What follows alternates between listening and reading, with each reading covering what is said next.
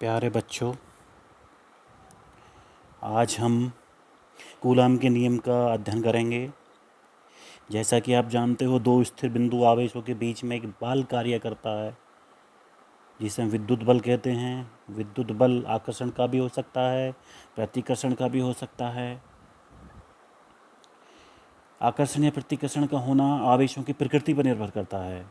दो समान प्रकार के आवेशों में प्रतिकर्षण का बल होता है, विपरीत प्रकार के आवेशों में आकर्षण का बल होता है।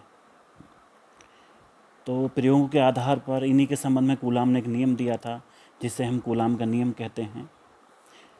देखिए, दो स्थिर बिंदु आवेशों के बीच लगने वाला वैद्युत बल दोनों आवेशों की मात्राओं का गुणनफल तथा उनके बीच की दूरी के वर्ग के व्युत्क्रमानुपाती होता है। इसके लिए हम देखिए दो आवेश ले सकते हैं। एक आवेश हमने Q1 लिया, दूसरा आवेश हमने Q2 लिया। दोनों के बीच की दूरी स्मॉल r है। वही हमने लिखा है कि माना Q1 व Q2 दो बिंदु आवेश हैं जिनके बीच की दूरी स्मॉल r है, तब उनके बीच लगने वाला वैद्युत बल F अनुक्रमानुपाती होगा दोनों आवेशों के गुणनफल के, means F अनुक्रमानुपाती Q1 into Q2।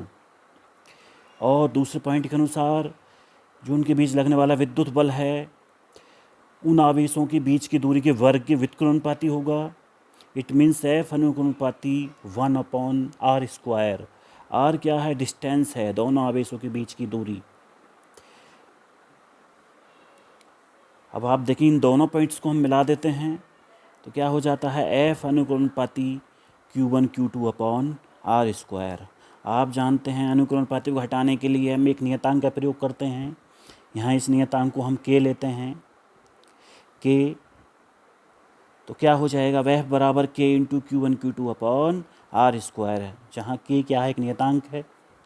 इस फिजिक्स में इलेक्ट्रोस्टेट में K की जो वैल्यू होगी, K इज इक्वल टू होगा 1/4 पाई एप्सिलॉन नॉट।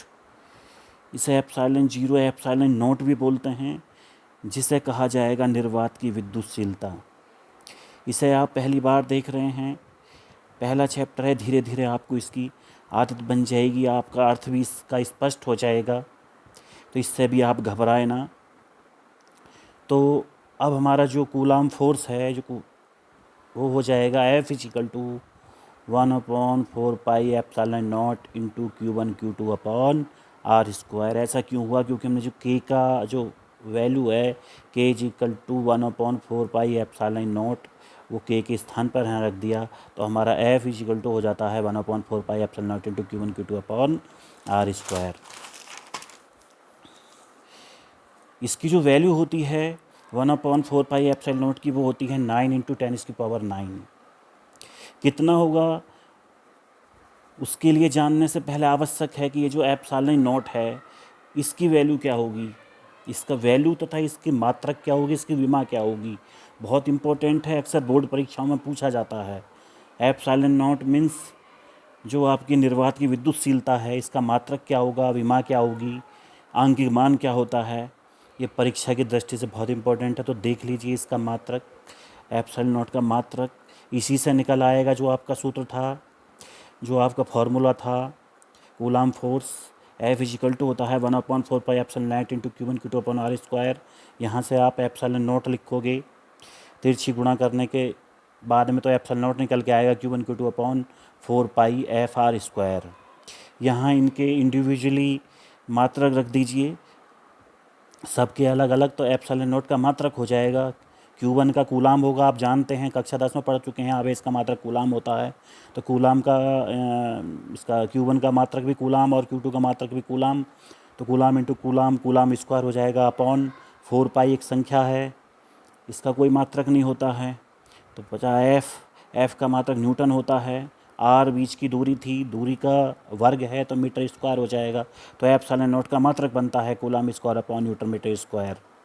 इसके बाद आप इसके एप्सिलॉन नॉट की विमा निकाल लेंगे। एप्सिलॉन नॉट की विमा होगी, एप्सिलॉन नॉट की विमा इज इक्वल टू होगी वही Q1 की विमा इंटू Q2 की विमा अपॉन 4 पाई की कोई विमा नहीं होगी, क्योंकि एक नियतांक है, एक राशि है, राशि की कोई विमा नहीं होती। तो F की विमा इंटू R² की विमा। तो Q1 की विमा होगी, आवेश की विमा 80 होती है, तो तो A T into A T upon F यानी फोर्स है, फोर्स की माँ होती है mL/t-2 into are square. Are दूरी है, दूरी की विमा एल होती है एल स्क्वायर। इनको कंपाइल करने के बाद जो आपको प्राप्त होगा a²t² अपॉन mL/t-2। इस नीचे वालों को ऊपर ले जाओगे, ऊपर ले जाने के बाद घातों को एडजस्ट करोगे तो m⁻⁻1 l⁻³ हो जाएगा।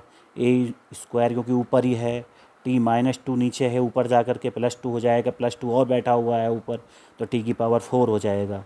कुल विमा बनती है m-1 l⁻³ a²t⁻4। इसका जो आंकिक मान है, जो न्यूमेरिकल वैल्यू होती है वो होती है ε0 = 8.85 × 10⁻12 coulomb square upon newton metre square. अभी हमने ये निकाला था मात्रक, इसका वही रखेंगे। यदि आवेशों के मध्य वायु या निर्वात के स्थान पर कोई अन्य माध्यम जैसे कांच, मिट्टी का तेल आदि भरा हो, तब ε0 के स्थान पर ε0 × k प्रयोग किया जाएगा। इट इज़ वेरी इंपॉर्टेंट, ये ध्यान रखने की बात है कि यदि वायु या निर्वात के स्थान पर दोनों आवेशों के बीच में कोई अन्य माध्यम है, तब ε0 के स्थान पर ε0 × k हम प्रयोग करेंगे। ये जो ε0 × k है इसको बोलते हैं एप्सिलॉन, और इसको कहा जाएगा माध्यम की विद्युतशीलता। ε0 का मैंने बताया था, ये होती है निर्वात की विद्युतशीलता। इसमें k से मल्टीप्लाई करने के बाद एप्सिलॉन हो जाएगा, जिससे हम क्या कहेंगे, माध्यम की विद्युतशीलता। तो k = हुआ एप्सिलॉन अपॉन ε0, और ये जो k है इसको हम माध्यम का परावैद्युतांक भी कहते हैं। तो माध्यम का परावैद्युतांक k = हो जाएगा माध्यम की विद्युतशीलता एप्सिलॉन अपॉन निर्वात की विद्युतशीलता ε0। तो ये देख लेंगे। इस दशा में जो हमारा कूलाम फोर्स है F आपका हो जाएगा 1/4 पाई ε0 × k × Q1 Q2 upon r²। इस दशा में मतलब किस दशा में, जब दोनों आवेशों के बीच में वायु या निर्वात के स्थान पर कोई माध्यम होगा, तब आपने देखा यानी कि ε0 के स्थान पर क्या लिया गया है, ε0 × k प्रयोग हम करते हैं। इसका मतलब है वायु या निर्वात के लिए k का जो मान है वो 1 होगा। तो वायु या निर्वात के लिए k = होगा 1, तब वही वैल्यू प्राप्त हो जाएगी। F = 1/4 पाई ε0 × Q1 Q2 अपॉन r²। इतना आप करिएगा। इसके नोट्स आपको PDF में आपको भेज देता हूँ। इसके बाद नेक्स्ट टॉपिक के ऊपर मिलते हैं। Thank you.